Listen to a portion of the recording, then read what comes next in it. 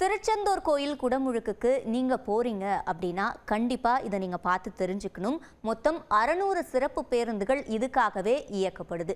எந்தெந்த ஊர்ல இருந்து திருச்செந்தூருக்கு சிறப்பு பேருந்துகள் இயக்கப்படுது அப்படின்ற விவரங்களை பார்க்கலாம்.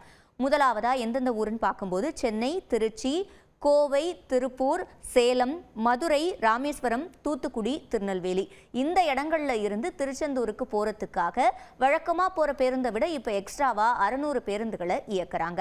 இதுக்காகவே திருச்செந்தூர்ல தற்காலிகமா 3 பேருந்து நிலையங்களையும் அமைத்திருக்காங்க. அப்ப எந்தெந்த பேருந்து நிலையத்துக்கு எந்தெந்த ஊர்ல இருந்து போகக்கூடிய பேருந்துகள் போகும் அப்படின்ற விவரங்களை அடுத்து பார்க்கலாம்.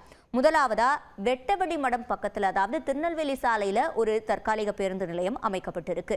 அங்க திருநெல்வேலி, பாபநாசம், தென்காசி, சுரண்டை, சங்கரன் கோவில், அதே மாதிரி ராஜபாளையம் இந்த ஊர்களில் இருந்து திருச்செந்தூருக்கு வந்து போகக்கூடிய பேருந்துகள் இந்த பேருந்து நிலையத்தில் இருந்து இயக்கப்படும்னு சொல்லப்பட்டிருக்கு.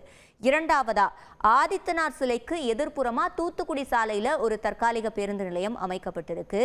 இங்க தூத்துக்குடி, கோவில்பட்டி, ராமேஸ்வரம், மதுரை, கோவை, சேலம், திருச்சி, சென்னை இந்த இடங்கள்ல இருந்து திருச்செந்தூருக்கு வந்து போகக்கூடிய பேருந்துகள் இயக்கப்படும் இந்த தற்காலிக பேருந்து நிலையத்தில்.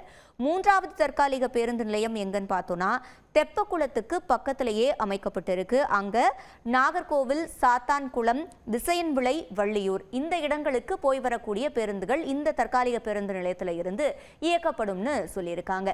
இந்த 600 சிறப்பு பேருந்துகள் மட்டும் கிடையாது. நீங்க திருச்செந்தூருக்கு ரீச் ஆனதும் அங்க இருக்கக்கூடிய தற்காலிக பேருந்து நிலையத்தில் இருந்து கோயிலுக்கு போறதுக்கும் பேருந்து வசதிகள் செய்யப்பட்டிருக்கு. அப்படி ஒவ்வொரு தற்காலிக பேருந்து நிலையத்திற்கும் 10 பேருந்துகள் அப்படின்ற அடிப்படையில் மொத்தமா திருச்செந்தூர் உள்ள மட்டுமே 30 சிறப்பு பேருந்துகளை இயக்குறாங்க.